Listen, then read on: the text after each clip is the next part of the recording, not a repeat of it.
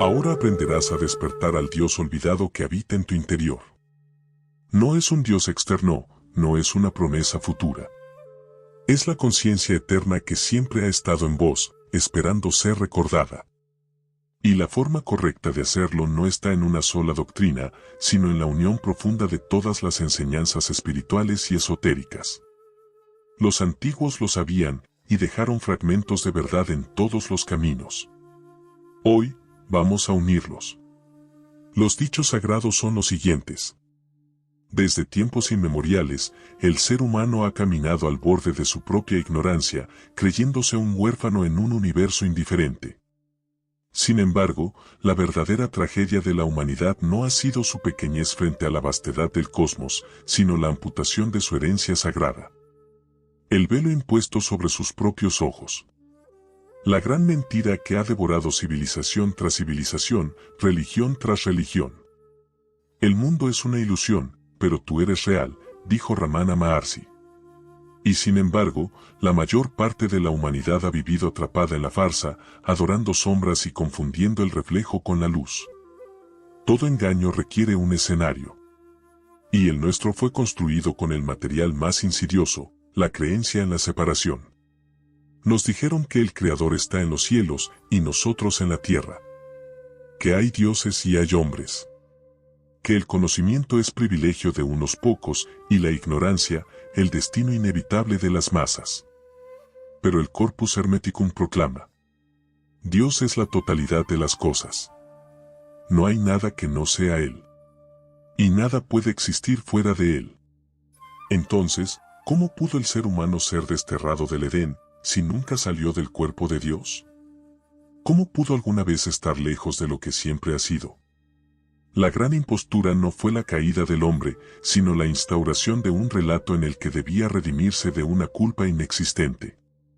Como el prisionero que cree que las rejas son reales, olvidamos que la jaula no es más que la proyección de una mente domesticada. La ignorancia es la madre de todo mal, advierte el Evangelio de Tomás. Y es precisamente la ignorancia lo que permitió que el hombre olvidara que él mismo es la fuente. La chispa. El verbo creador. La caída no fue física, sino conceptual. No fue un castigo, sino un hechizo.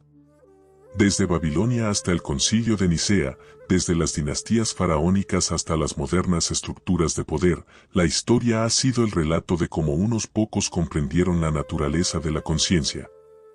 Y la moldearon para que las masas creyeran que su única opción era arrodillarse. La tabla de Esmeralda nos recuerda: lo que está abajo es como lo que está arriba, y lo que está arriba es como lo que está abajo. ¿Acaso no implica esto que la divinidad no es externa, sino inherente a cada ser que respira?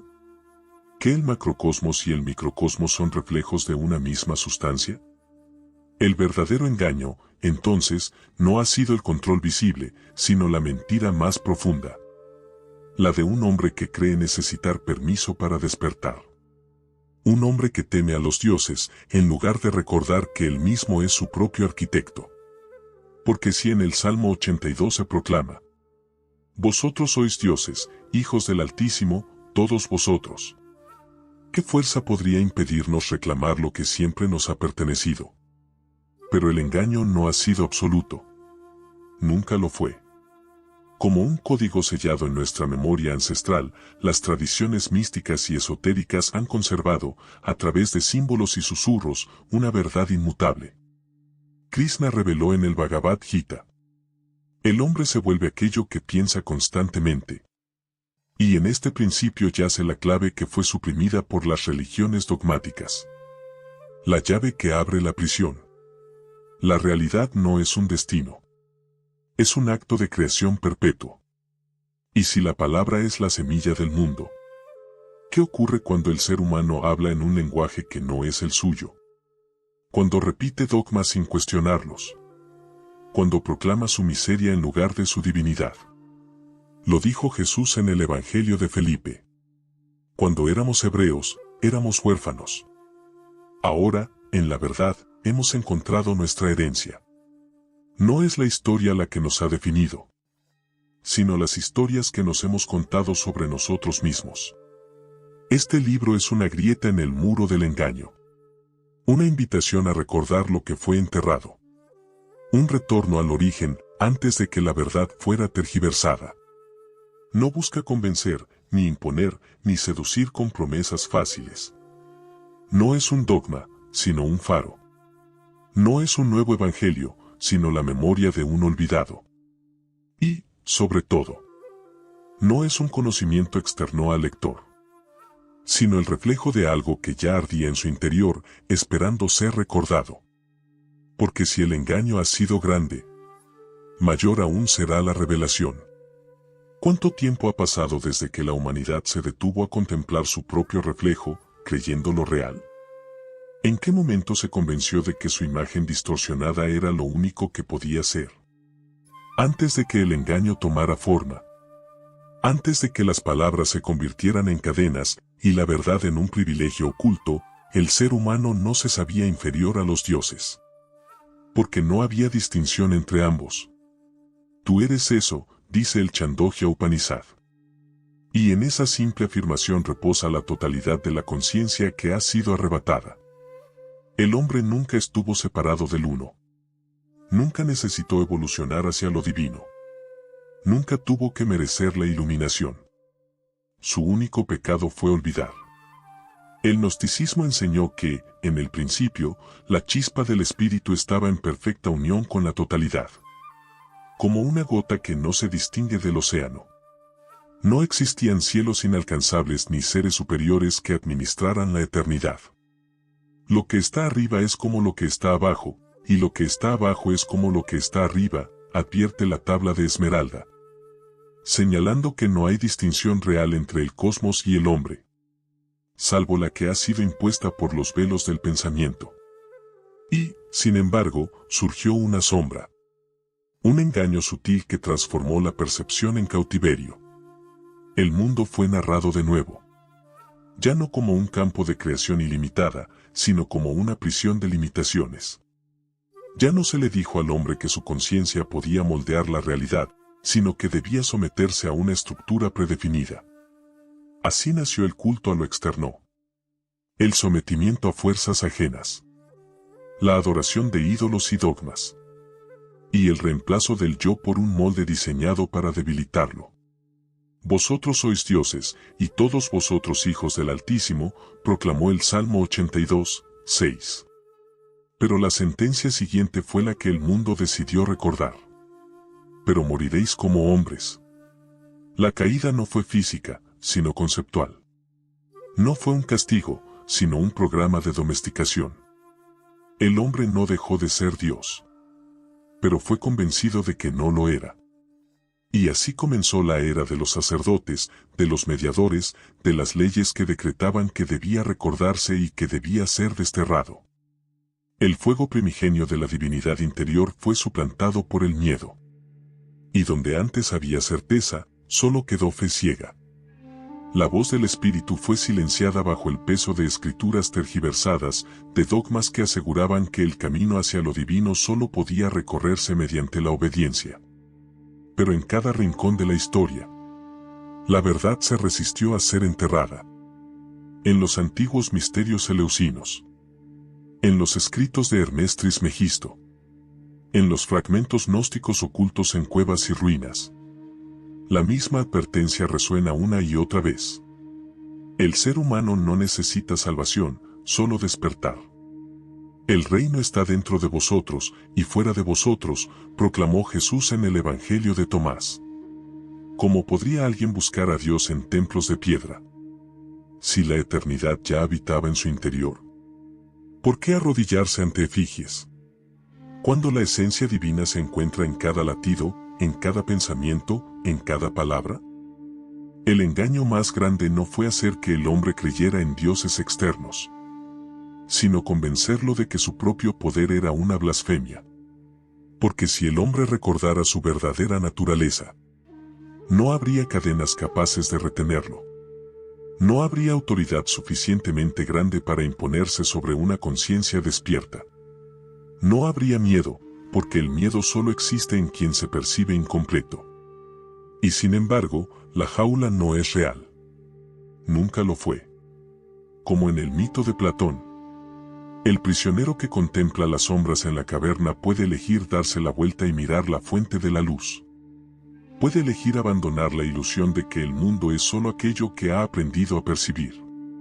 Porque el despertar no es un proceso de acumulación de conocimientos, sino de despojo. No se trata de aprender algo nuevo, sino de desaprender el condicionamiento que ha cubierto lo que siempre ha estado presente. Cuando el hombre se conozca a sí mismo, sabrá que es inmortal y que la muerte no tiene poder sobre él, proclama el Corpus Hermeticum. La verdadera iniciación no es recibir enseñanzas externas, sino recordar lo que ya está escrito en el alma. El hombre ya era Dios, antes de que alguien le dijera que no lo era. Su camino de regreso no es un ascenso, sino un retorno a lo que nunca dejó de ser. Entonces, ¿qué impide que despierte? ¿Qué mantiene al hombre encadenado a la ilusión de su pequeñez? La respuesta es sencilla, pero su aceptación es la prueba final. El prisionero se aferra a su celda porque teme el vacío que hay más allá. Ha vivido tanto tiempo creyéndose un mendigo, que no sabe cómo caminar como un rey. Pero el momento ha llegado. La voz de los antiguos resuena una vez más. La jaula es una idea. Y como toda idea, puede ser destruida. El hombre ya era Dios. Lo único que le queda es recordarlo. Todo era un océano sin orillas. Un río que fluía sin resistencia. La unidad era la naturaleza original de la existencia. Pero entonces, algo ocurrió. El Génesis habla de un momento en que el ser humano fue expulsado del paraíso. No por desobediencia, sino por haber adquirido un conocimiento que lo separó de su verdadera esencia. He aquí que el hombre ha llegado a ser como uno de nosotros, conociendo el bien y el mal. Génesis 3:22. No fue la pérdida del paraíso lo que condenó a la humanidad, sino la ilusión de la separación, la idea de que ya no formaba parte de la totalidad. La conciencia de la dualidad marcó la caída. Los antiguos gnósticos lo comprendieron.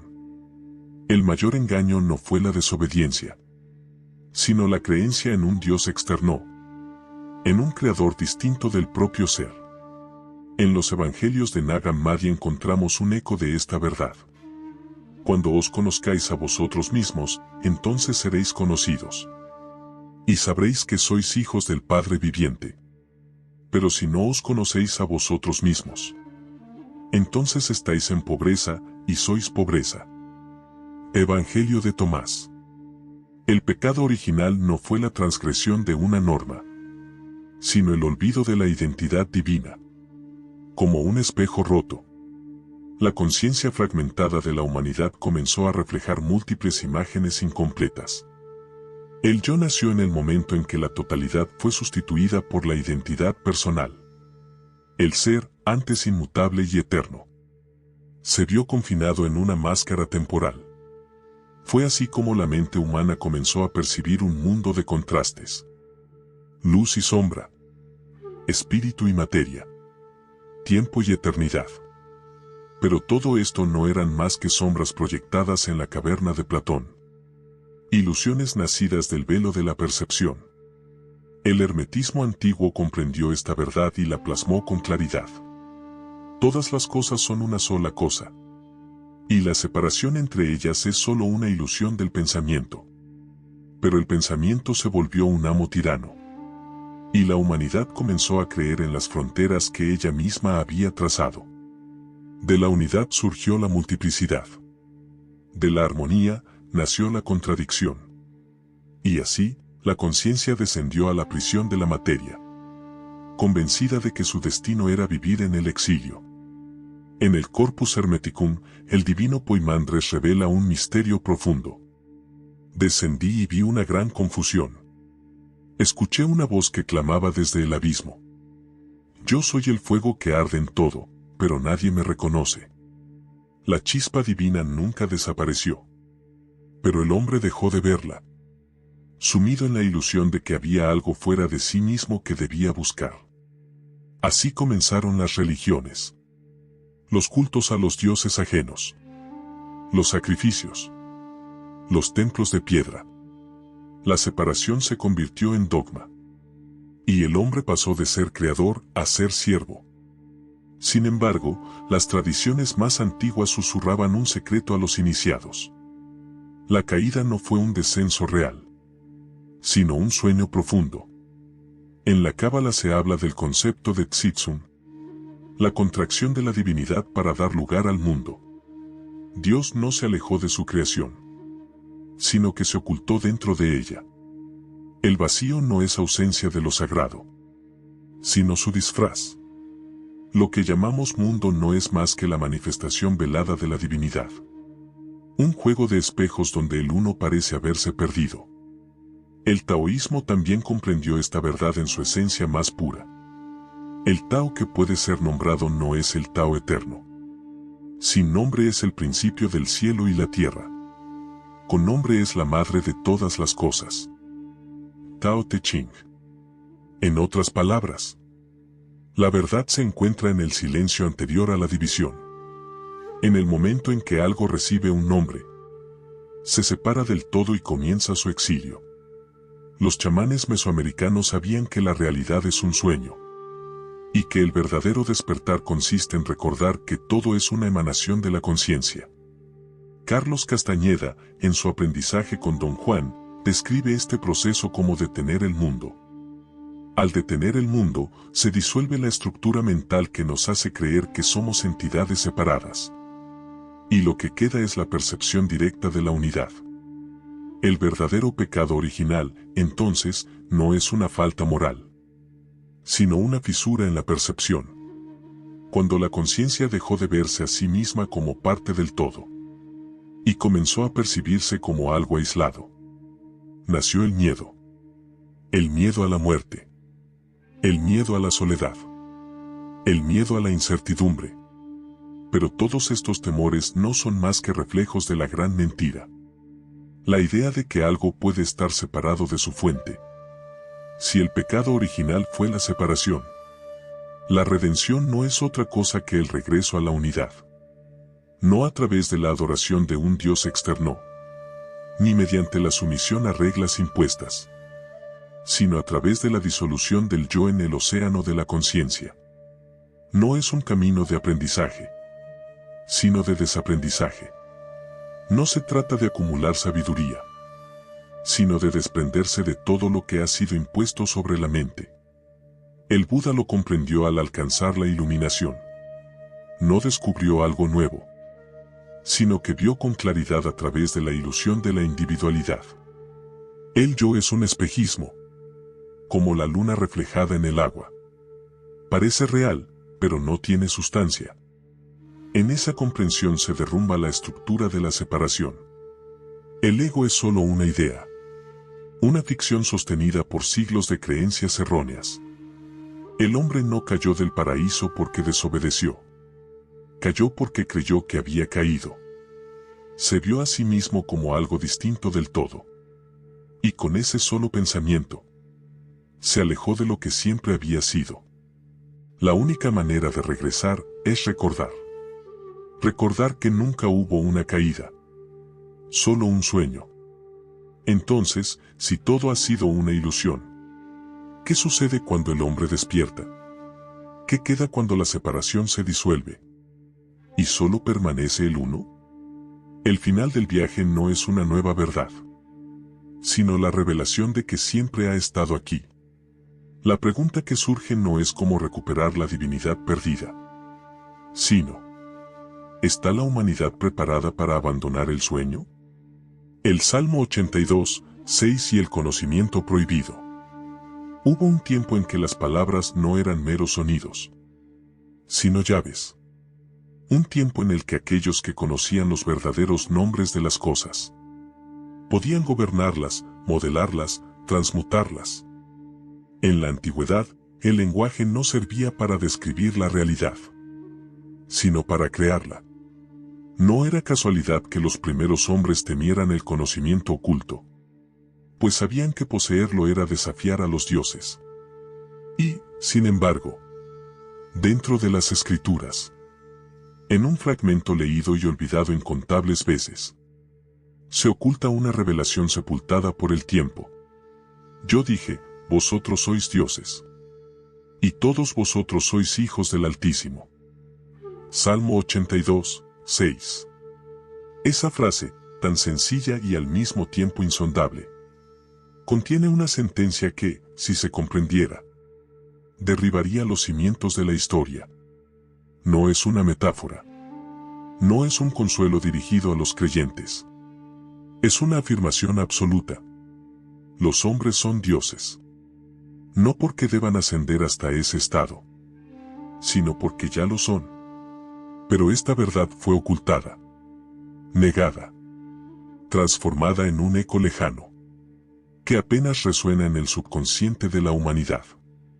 Los antiguos místicos y gnósticos comprendieron que la mayor herejía no era desafiar a la autoridad religiosa, sino atreverse a recordar.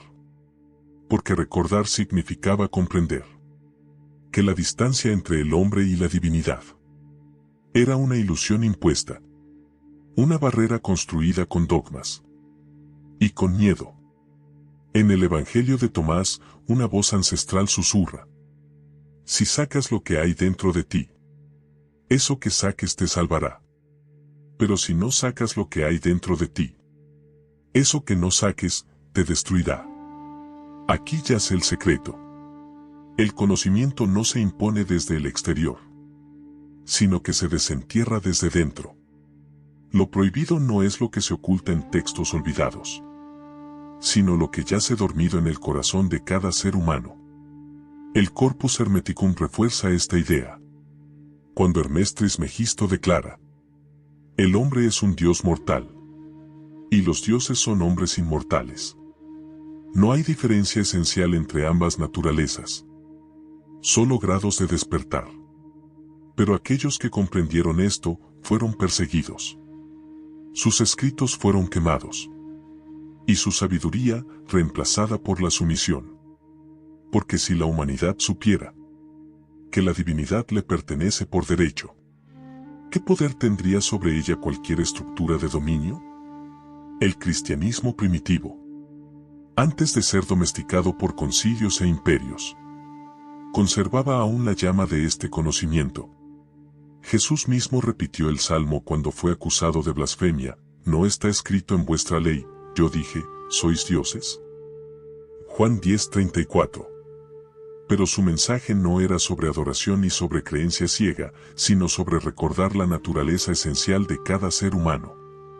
Los primeros seguidores del camino sabían que no se trataba de una salvación otorgada por otro, sino de una iluminación que debía ser alcanzada por uno mismo. Y esa enseñanza era peligrosa. Los gnósticos comprendieron que el verdadero enemigo del hombre no era Satanás, sino el olvido. En el Evangelio de Felipe se dice: la ignorancia es la madre de todos los males. Aquello que no conoces te esclaviza, aquello que conoces te libera. Así nació la gran conspiración contra la memoria ancestral. Se destruyeron templos del conocimiento, se reescribieron las escrituras, se enterraron verdades bajo siglos de superstición y miedo. Y, sin embargo, siempre hubo quienes susurraron la verdad en los márgenes de la historia, quienes se negaron a olvidar. La tabla de Esmeralda, atribuida al propio Hermes Trismegisto, contiene una verdad inmutable que resuena con el mensaje del Salmo 82. Lo que está arriba es como lo que está abajo, y lo que está abajo es como lo que está arriba. No hay separación entre lo humano y lo divino, solo reflejos de una misma esencia. Pero la humanidad ha sido entrenada para mirar hacia el cielo en busca de un Dios externo, ignorando que la verdadera divinidad habita en su propia existencia. En los textos cabalísticos se habla de la Sejina, la presencia divina, que no es ajena a la creación, sino que reside en cada ser. La Cábala enseña que el hombre no debe esperar la redención desde fuera, sino reconocer que el universo entero es un despliegue de su propia conciencia. Dios se oculta para que el hombre lo descubra dentro de sí mismo, enseñan los sabios judíos. Y sin embargo, las religiones han convertido este mensaje en una sombra de lo que fue, reemplazándolo con dogmas de obediencia y sacrificio.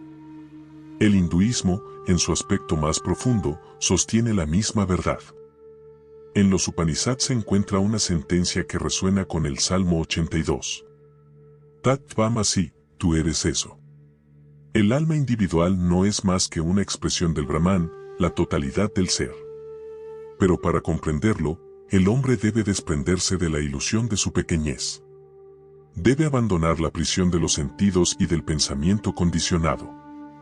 Los chamanes toltecas sabían que el mundo es un acuerdo perceptual, una construcción mental impuesta sobre la realidad.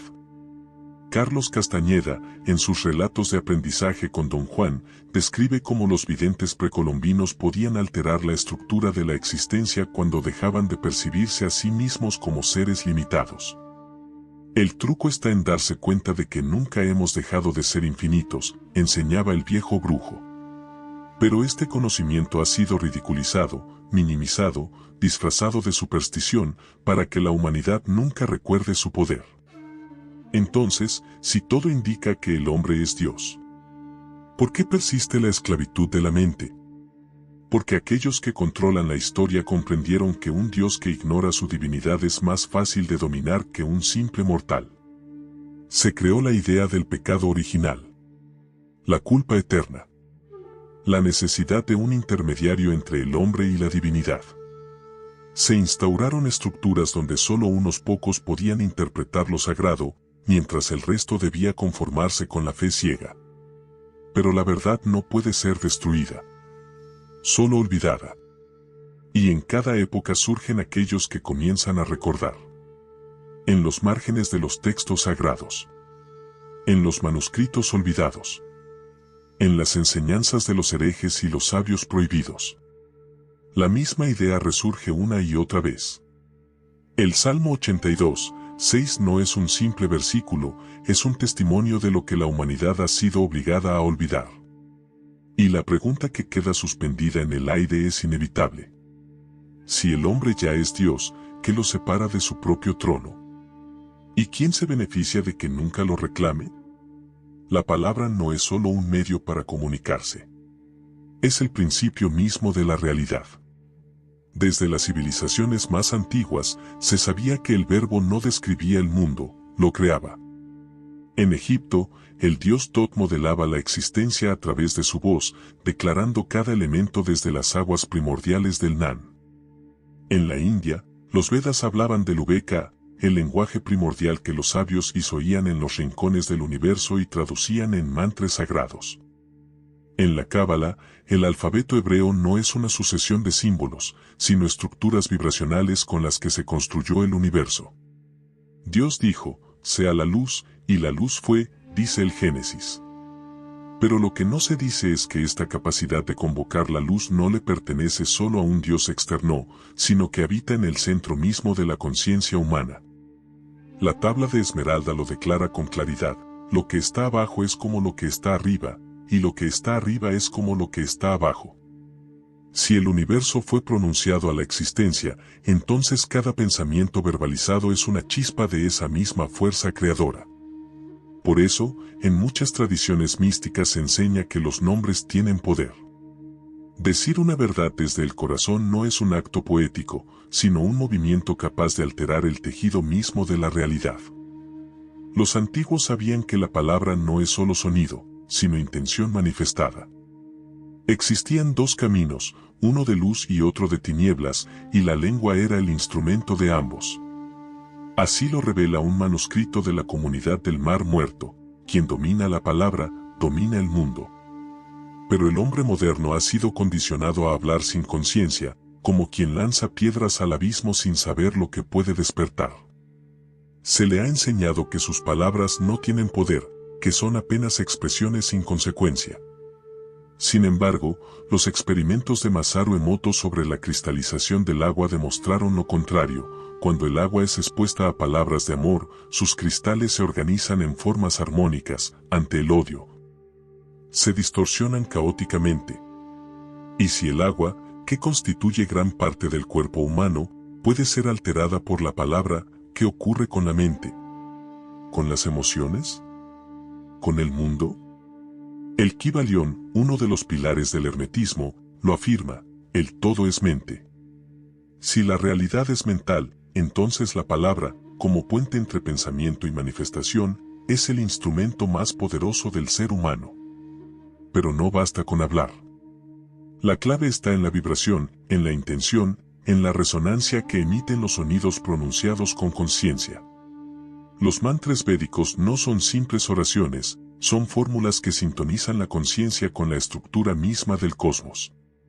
El Om, el sonido primordial, no es solo un concepto, es una frecuencia. Cuando se entona, alinea al ser con el ritmo del universo. El Evangelio de Tomás revela este principio: si lo que sale de vuestra boca viene de vuestro corazón, os salvará. Pero si no viene de vuestro corazón, os condenará. Aquí yace el secreto de la creación consciente: la palabra solo tiene poder cuando nace del conocimiento interior y del propósito elevado. No se trata de repetir fórmulas vacías ni recitar plegarias sin presencia. La verdadera magia verbal surge cuando pensamiento, emoción y vibración se funden en una sola intención. Las antiguas tradiciones chamánicas también sabían esto. Para los toltecas, la palabra impecable era la clave del poder. Don Miguel Ruiz, heredero de esta sabiduría, lo expresó en los 4 acuerdos: sé impecable con tus palabras. Usa tu palabra en la dirección de la verdad y el amor. Cada palabra es una semilla. Si se lanza con miedo, germina en cadenas invisibles. Si se pronuncia con claridad, puede abrir portales que antes parecían cerrados. En los rituales herméticos, el conocimiento de los nombres sagrados era fundamental. En la tradición esotérica, los nombres divinos no eran etiquetas, sino vibraciones que contenían la esencia de aquello que nombraban. El tetragramatón, YHVH, no era solo un nombre de Dios, era una llave hacia las fuerzas creativas del universo. Esto también se repite en la alquimia y la cábala: conocer el verdadero nombre de algo es tener dominio sobre su esencia. Pero en nuestra época, la palabra ha sido trivializada. El lenguaje ha sido distorsionado, convertido en herramienta de manipulación y confusión. George Orwell lo advirtió en 1984, cuando describió la neolengua, un lenguaje creado no para expandir el pensamiento, sino para limitarlo. Porque quien controla el significado de las palabras, controla la percepción del mundo. La verdadera batalla de nuestros tiempos no se libra con armas ni en campos de combate, sino en el terreno invisible del lenguaje y la percepción. Hemos sido condicionados a pronunciar palabras sin alma, a repetir frases vacías, ignorando que cada expresión que sale de nuestra boca es un acto de creación. Se nos ha hecho olvidar que todo lo que decimos vibra en el tejido de la realidad. Que cada palabra lanzada al aire tiene el poder de abrir caminos o encadenarnos aún más. ¿Cómo entonces recuperar ese poder? ¿Cómo volver al arte sagrado de hablar con propósito? La clave está en la presencia. En la intención con la que tejemos cada frase. No basta con recitar afirmaciones mecánicamente. Es necesario sentir la energía que se libera con cada sonido, porque el universo responde a la vibración, no a las palabras huecas. Decir la verdad con el corazón es activar una fuerza que transforma. Hablar desde el miedo es fortalecer la prisión invisible que nos limita. En los textos antiguos se dice que de la boca del iluminado surge una espada de doble filo. La palabra, cuando es usada con conciencia, puede liberar; cuando se usa sin comprensión, puede destruir. Y si todo lo que existe es frecuencia, si la materia misma es una danza de vibraciones, entonces nuestra voz no es un mero vehículo, es un canal sagrado, un acto creador en sí mismo. Somos verbo encarnado, sonido consciente, chispas del verbo original que dio forma al mundo. Pero, ¿estamos preparados para esta verdad? ¿O preferimos seguir hablando sin pensar, dejando que nuestras palabras sigan tejiendo un destino que no elegimos? Desde tiempos antiguos, esta sabiduría ha sido protegida. En símbolos, en cantos, en relatos que cruzaron continentes y generaciones. Como un río que cambia su cauce, pero nunca su fuente, el conocimiento esencial ha sobrevivido disfrazado de mitología. En Egipto, la voz de Hermes Trismegisto resonaba en los templos, revelando una verdad eterna: la divinidad está en todas partes, en el centro de todo, en cada ser. Los sabios de la India lo proclamaron con otras palabras: Tat Tvamasi, tú eres eso. Lo divino no es algo a conquistar, sino una memoria que debe ser despertada. Los antiguos cabalistas lo cifraron en el árbol de la vida. En el Zohar se dice que antes de que algo pudiera existir, la luz infinita llenaba todo, y fue necesario que se contrajera para dar espacio a la creación. La separación no fue un castigo, sino el velo necesario para que el alma pudiera experimentar y recordar. Los gnósticos también lo sabían: la humanidad no fue expulsada por rebelarse, sino que olvidó su origen. El pleroma, la plenitud original, no está perdida, está oculta, esperando ser redescubierta. Así lo comprendió Buda, sentado bajo el árbol del despertar, cuando vio que todo lo que llamamos realidad no es más que el juego de la mente. El Sutra del Loto enseña que el mundo fenoménico no tiene existencia separada de la conciencia, así como el fuego no existe sin el combustible que lo alimenta. El ego, esa máscara que nos limita, no es más que el filtro que distorsiona lo indivisible. En el Tao Te Ching, Lao se advierte: el Tao que puede nombrarse no es el Tao eterno. Porque la verdad más profunda no puede encerrarse en palabras. Se revela en el fluir del agua, en el susurro del viento, en el latido del corazón cuando está en silencio. Quien lo comprende deja de buscar lo sagrado en templos de piedra. Lo encuentra en cada respiración, en cada instante. Porque el universo entero es un templo vivo, y cada uno de nosotros es su altar. La sombra del olvido ha cubierto la conciencia del ser humano durante eones. Como fragmentos de un espejo hecho trizas, cada uno ha reflejado apenas un destello de la verdad. Caminamos los senderos de la dualidad creyendo estar separados de aquello que siempre hemos sido. Pero, en el trasfondo de todas las tradiciones, en los ecos de escrituras olvidadas, en la geometría sagrada que estructura la creación, el mensaje se mantiene inalterable: lo que está dividido no lo está en esencia. Y lo que parece perdido nunca ha dejado de existir. El retorno a la unidad no es un viaje hacia el exterior, sino un despertar profundo a lo que jamás dejó de ser. Desde el inicio, todo era uno. Antes del nombre, antes del tiempo, antes del espacio, solo existía una realidad ilimitada e informe. Así lo enseñan los Upanishads. La separación, entonces, no es más que un velo tejido por la percepción, una ilusión nacida del deseo de experimentar. La mente, al crear límites, traza fronteras, dibuja un yo y un tú. Pero ¿qué ocurre cuando ese velo cae? Lao se lo insinuó en el Tao Te Ching: cuando dejamos de percibir a través de los supuestos, la verdad se revela sin necesidad de esfuerzo. Los místicos de todas las épocas comprendieron que la dualidad es el juego de la percepción. Luz y sombra, materia y espíritu, bien y mal, son apenas reflejos sobre el muro de la gran caverna. Platón nos legó ese mismo enigma. El alma, decía, es inmortal y renace una y otra vez, no para descubrir algo nuevo, sino para recordar lo que ya sabe. Por eso, el regreso a la unidad no implica adquirir algo externo, sino desenterrar lo que ha estado oculto en lo más hondo del ser. La tradición hermética lo expresa con su principio fundamental: lo que está arriba es como lo que está abajo. En esa afirmación no hay poesía vacía, sino la revelación de una estructura universal. La conciencia individual no es más que una expresión localizada del todo.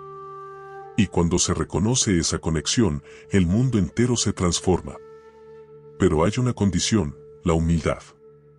No una humildad servil, sino la verdadera humildad del que comprende que no hay nada que conquistar, porque ya se es todo. El ego busca dominar, el alma solo quiere recordar. Cuando esa comprensión florece, no hay lucha, no hay juicio, no hay separación. Solo queda la unidad desplegándose en infinitas formas, cada una de ellas sagrada, cada una de ellas portadora del mismo fuego divino. Y entonces, el viaje no termina, porque nunca comenzó. El punto de partida y el de llegada son el mismo. Solo cambia la mirada. No toda luz guía. A veces, el resplandor más intenso es el que más ciega. Como el espejismo que promete agua en medio del desierto, hay luces que no iluminan, sino que desvían. Y es en ese resplandor engañoso donde se esconde el velo más difícil de atravesar, la ilusión de haber despertado. Desde los albores de la conciencia, el ser humano ha buscado la luz, identificando en ella todo lo divino y relegando a la sombra lo profano, lo temido, lo reprimido. Pero ¿qué ocurre cuando la luz se convierte en máscara? ¿Y si el adversario no es el enemigo, sino el guardián de un umbral que pocos se atreven a cruzar? Las antiguas tradiciones comprendieron que toda verdad profunda encierra una paradoja. En la sabiduría persa, Ahriman, el señor de las sombras, no era meramente una entidad maligna opuesta a la luz de Hormuz, sino un principio necesario dentro del equilibrio cósmico. En los textos del Avesta se revela un misterio inquietante: yo soy aquel que mueve la rueda del tiempo y quien arrojó la sombra sobre el mundo. La sombra, lejos de ser una maldición, es el contraste que permite que la luz tenga sentido. El Corpus Hermeticum, en susurros arcanos, advierte que la oscuridad no debe ser temida, sino comprendida. La sabiduría no se encuentra huyendo de las tinieblas, sino viéndolas con ojos de claridad. Pues quien desconoce su sombra, jamás podrá conocer su verdadera luz. Y quien teme la oscuridad, no ha comprendido aún su propio poder. Los antiguos gnósticos nombraron a este principio el demiurgo, el arquitecto del mundo ilusorio. No era un demonio en el sentido clásico, sino una inteligencia limitada que, creyéndose creadora, había olvidado su origen. En el Evangelio de Judas, Jesús revela en secreto: el regente de este mundo es ciego. Cree que es Dios, pero su luz no es más que fuego que consume. Esta luz falsa, que devora en vez de nutrir, representa el engaño espiritual más sutil: hacerle creer al alma que ya ha despertado, cuando en realidad apenas ha cambiado de prisión. El ego espiritual, esa voz que se adorna con conceptos elevados, que cita escrituras y repite mantras, puede ser más peligroso que la ignorancia cruda. Porque donde hay ignorancia, al menos hay humildad. Pero donde hay orgullo disfrazado de sabiduría, no hay espacio para la revelación. El adversario, entonces, no siempre viene con rostro de sombra. A veces se presenta como luz, como guía, como Mesías. Y sin embargo, todo lo que busca es mantener a la conciencia encerrada en estructuras, incluso si esas estructuras están hechas de símbolos sagrados. ¿Y si el último engaño es la idea de que hay algo externo a lo que debemos seguir para alcanzar lo divino? El verdadero despertar no teme ni a la sombra ni a la luz. Lo trasciende. La esclavitud más eficaz no necesita cadenas, solo una mente convencida de que no puede escapar. Durante siglos, la humanidad ha sido domesticada por creencias que se disfrazan de fe, por palabras que suenan como verdad pero que en realidad son barro moldeado por intereses ocultos. Nos dijeron que éramos débiles, pecadores, indignos, y lo creímos. Nos enseñaron a temer en lugar de conocer, a obedecer en lugar de recordar. El poder real no radica en las armas ni en los imperios visibles, sino en la programación de la conciencia. El verdadero cautiverio comienza cuando el alma se identifica con una historia que no le pertenece. Nos hicieron esclavos del lenguaje, de la moral impuesta, de imágenes de un Dios externo que juzga desde lo alto, ignorando que la divinidad nunca estuvo afuera, sino vibrando silenciosa dentro de cada uno. El Evangelio de Felipe, uno de los textos gnósticos hallados en Nag Hammadi, lo advierte con una claridad estremecedora: muchos caminan en la oscuridad sin saber que están ciegos. Y si no despiertan, su morada seguirá siendo la noche. Esta oscuridad no es ausencia de luz, sino exceso de mentiras. Los antiguos gnósticos entendieron que la prisión más peligrosa es la percepción misma. El demiurgo, ese falso creador del mundo material, no necesitó barrotes, solo ilusiones. Un universo donde lo sagrado fue separado de lo humano, y lo divino fue relegado a los cielos mientras el hombre se arrastraba por la tierra.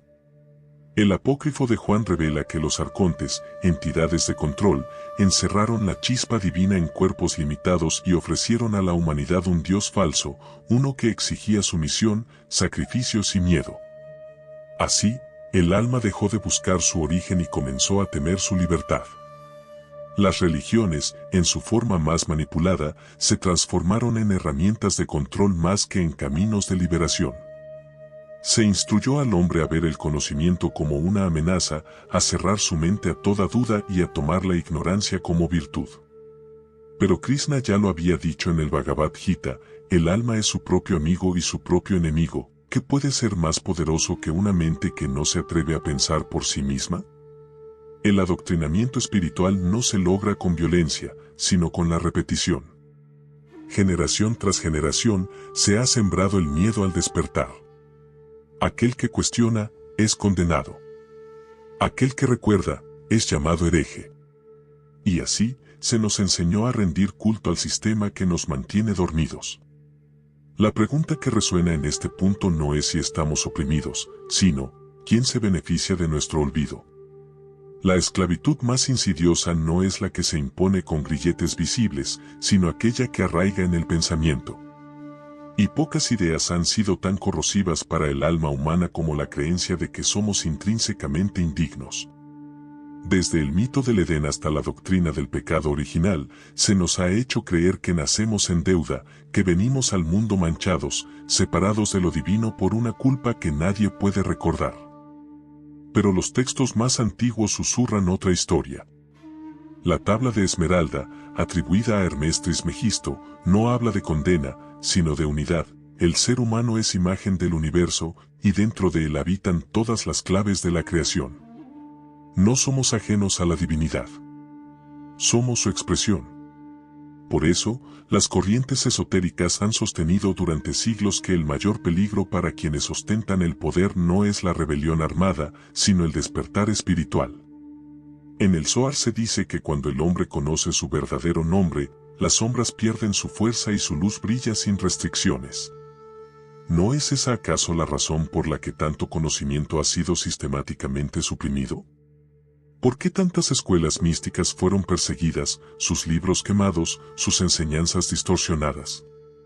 Incluso la ciencia moderna comienza a vislumbrar lo que los antiguos sabían sin necesidad de instrumentos. La conciencia modifica la materia. La física cuántica ha demostrado que el simple acto de observar cambia lo observado. Y si esto es así, entonces el mayor secreto es este: la realidad no está escrita en piedra, sino que es moldeable. No somos víctimas del tiempo, somos sus escultores. Sin embargo, en vez de ser educados para usar este poder, se nos ha condicionado a temerlo, a desconfiar de nuestra intuición, a ceder nuestra soberanía. El engaño ha llegado tan lejos que incluso la búsqueda de la verdad ha sido convertida en un laberinto lleno de trampas disfrazadas de sabiduría. Religiones y filosofías que prometen liberación, pero que en el fondo consolidan las estructuras del control. El Tao Te Ching lo advierte con claridad: cuando el sabio ve la verdad, la sigue en silencio; cuando el necio la ve, la convierte en doctrina y la usa como cadenas. Y así, la llave de la libertad, que siempre ha estado en nuestras manos, fue escondida detrás de templos, escrituras sagradas y la imagen de dioses distantes que nos juzgan desde lo alto. Se nos enseñó a arrodillarnos cuando debimos erguirnos, a pedir cuando ya éramos completos. Y ahora, cuando más lo necesitamos, la pregunta se hace urgente: ¿despertaremos a tiempo? Porque en el instante en que la conciencia recuerda su libertad, las cadenas caen como humo, y la ilusión se disuelve para siempre. En los desiertos del alma, donde el silencio lo envuelve todo, todavía resuenan verdades que no pueden ser escritas ni gritadas. Verdades que solo pueden ser recordadas. No están en los púlpitos ni en los altares de piedra. Se revelan cuando la mente se apaga y el espíritu despierta. Jesús no vino a fundar una religión. Su enseñanza no fue una invitación a la adoración externa, sino a la transformación interna. El reino de Dios está dentro de vosotros, dijo, según el Evangelio de Lucas.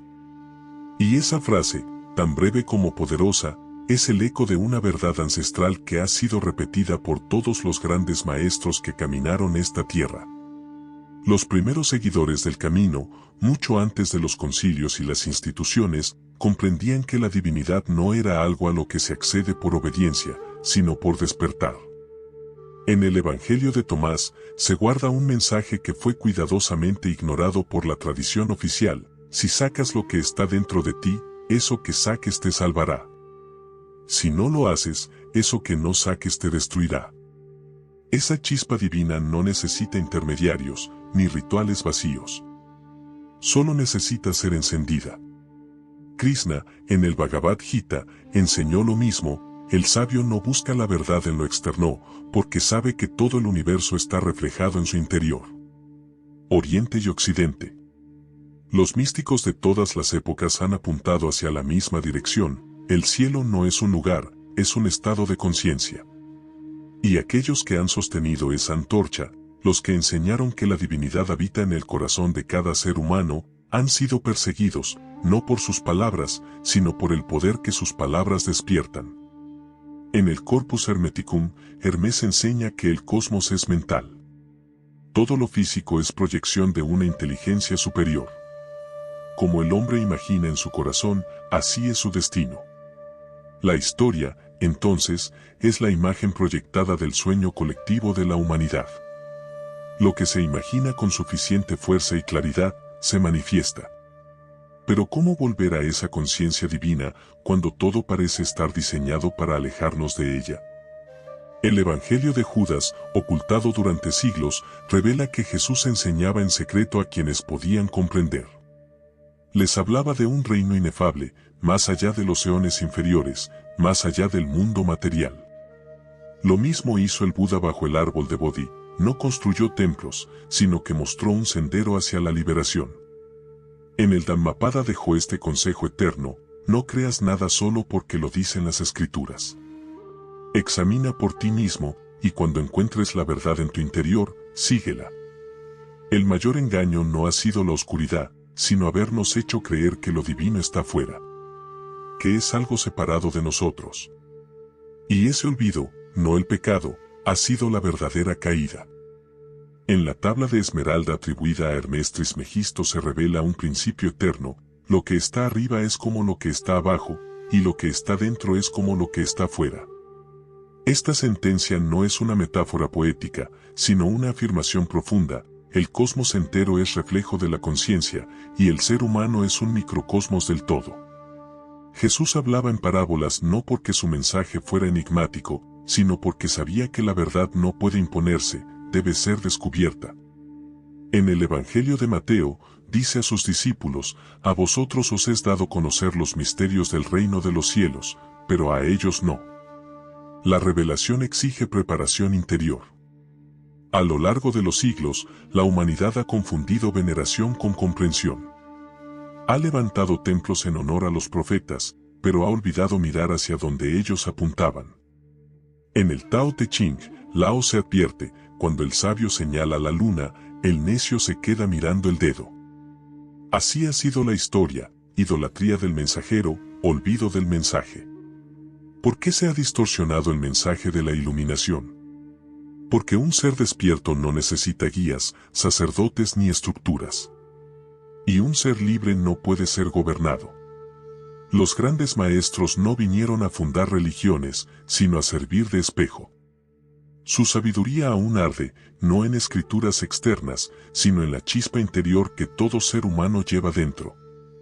La pregunta nunca ha sido si estamos listos para recibir el mensaje, sino si estamos dispuestos a recordar lo que siempre hemos sabido. Capítulo 10. Cómo volver a la conciencia divina y reescribir la historia. Las estrellas observan en silencio, como centinelas de una verdad olvidada. Su luz cruza los siglos, testigos del ciclo eterno del olvido y el recuerdo. La historia no es un carril fijo de sucesos inevitables, sino un espejo moldeable que refleja la conciencia que lo contempla. No está grabada en piedra, sino en la mente colectiva. Y si la mente es creadora, entonces la historia puede reescribirse. No en los archivos ni en los libros, sino en la esencia de la realidad misma. En los antiguos templos egipcios, en los himnos védicos, en los códices gnósticos, la enseñanza era la misma, la memoria humana fue fragmentada para provocar olvido. El pasado es un eco de una conciencia dormida, el futuro, una posibilidad no fijada. En el presente eterno, todo es transformable. El Evangelio de Tomás lo expresa así: si sacas lo que está dentro de ti, eso te salvará. Si no lo sacas, eso te destruirá. La verdad no se recibe, se evoca. Y quien la recuerda, transforma su vida y el universo. La respuesta no está en nuevas doctrinas, sino en restaurar la memoria sagrada. Lao se lo afirma: el sabio no acumula conocimientos, sino que los suelta hasta que todo queda en equilibrio. No se trata de aprender más, sino de desaprender lo que oscurece la verdad.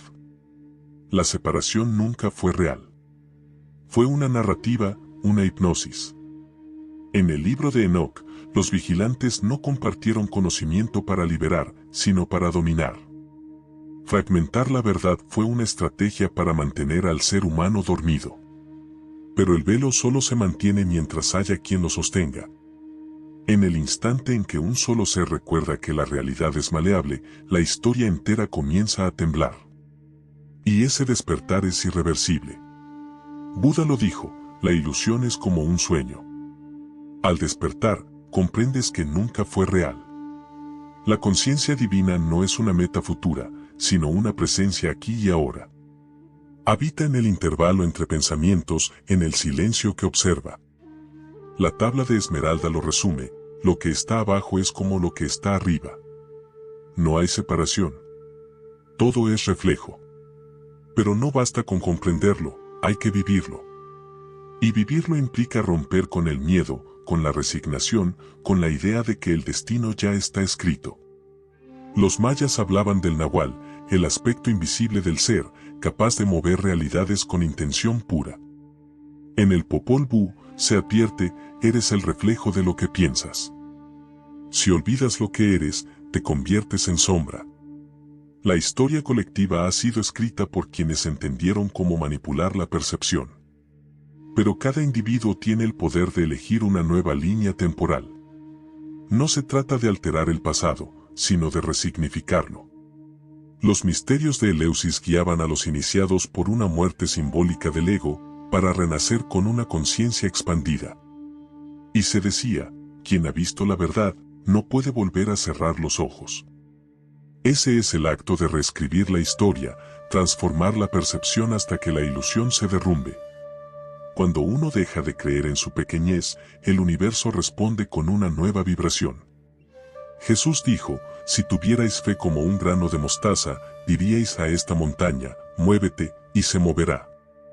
No hablaba de geología. Hablaba de mover la estructura misma de la realidad. Entonces, la única pregunta que queda es: ¿estás dispuesto a recordar lo que realmente eres y a reclamar tu papel como creador de tu historia? Porque el mundo que conoces solo existe porque todavía crees en él. Si estas palabras han resonado contigo, escribe en los comentarios: tengo el control pleno de mi conciencia. No es solo una afirmación, es un acto de poder. Al escribirlo, sellas tu decisión de despertar, de recordar quién sos realmente y de reclamar tu papel como creador de tu propia realidad. Si deseas seguir explorando antiguas enseñanzas espirituales, dale like y suscríbete. Un saludo consciente para todos.